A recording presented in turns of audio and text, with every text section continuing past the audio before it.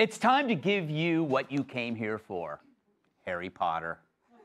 Yep, years ago, actress Emma Watson split with J.K. Rowling over the author's views on trans. If you recall, Rowling got attacked for saying the girls' locker room at Hogwarts shouldn't have dudes waving around their magic wands.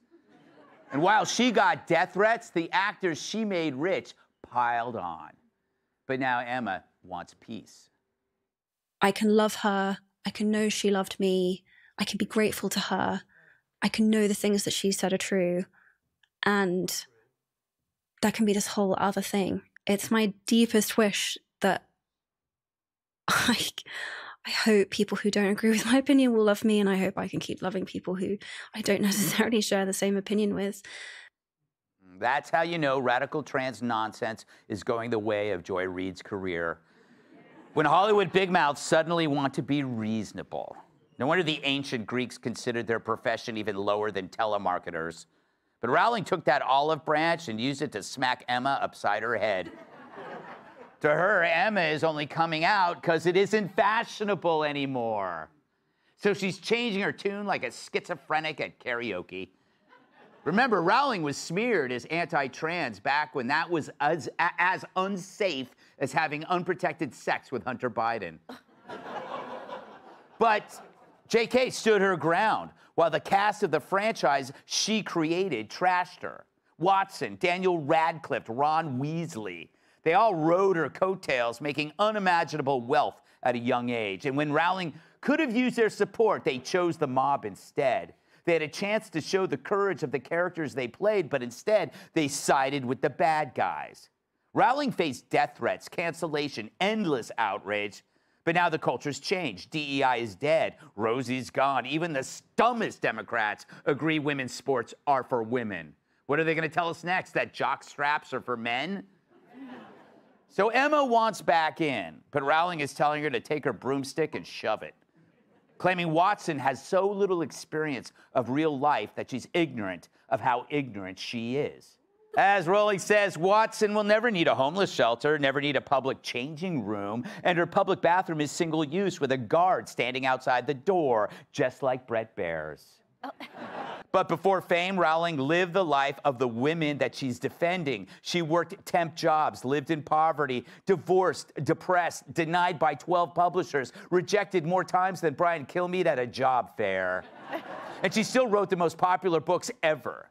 So Rowling isn't being bitter, she's being vindicated. And now Emma wants forgiveness? Sorry, Emma, you gave that up when you took the easy way out while others put their careers and their lives on the line. Rowling knows what it's like to share the risk. Her whole life was risk, and she never budged. Not for the left or the child actors who made bank off her. Hell, before Harry Potter, Hogwarts were just the bumps on Joy Behar's back. And the fact is, without Rowling, Emma would be misspelling my name on a Starbucks cup. Emily, I love J.K. Rowling. I know she's a hardcore liberal. She probably hates Fox News. I don't care. This is an issue where when you share the risk, you put yourself in danger. But the question I have for you is, should she forgive and not forget, or neither? You know, being that she is an author, and a really excellent one at that, I encourage everyone to read this letter she wrote in response to Emma, because it just excoriates her in such a beautiful way. And she points out, which you've made this point, she's like, I'm sorry, when I was 14, I wasn't the multimillionaire you were. I was living in poverty, writing the book that made you famous. Exactly. And the lap of luxury that Emma enjoys, the privilege that she gets to go to single occupancy bathrooms, will never know what it's like to share a prison cell with a guy pretending to be a woman, to know what rape is, to know what being screwed out of a scholarship looks like, to get punched in the face with a male fist. It just, the list is so long. And I like that she put her in her place, but the reality, too, is that this privilege bubble that Emma has existed in for all these years allowed her to throw those Molotov cocktails at J.K. Rowling. We get all the time, you know, ridiculous comments that hurt our feelings terribly.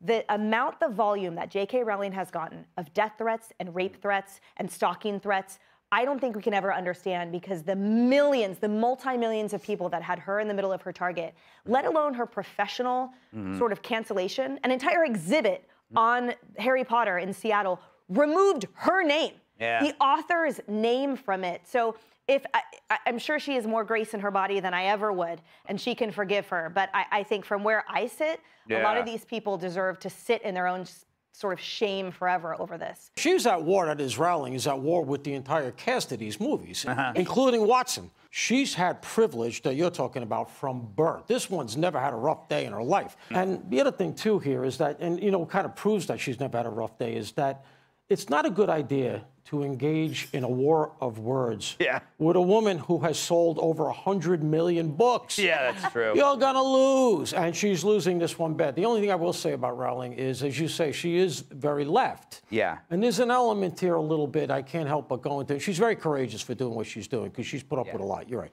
But, you know, there's an element here of the far left, or even just hyper-liberal, let's say, boomers, created a lot of these Emma Watsons. And we're about to get one as the mayor of the city here in New York. Good point. They have grown up in this bubble. They've never had a rough day in their lives, and they're about to FAFO. Yeah.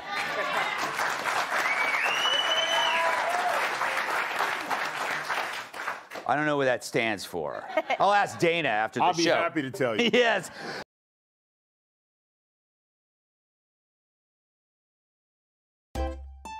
If you enjoy this content, please consider subscribing to my channel to stay up to date with future videos. Thank you for watching.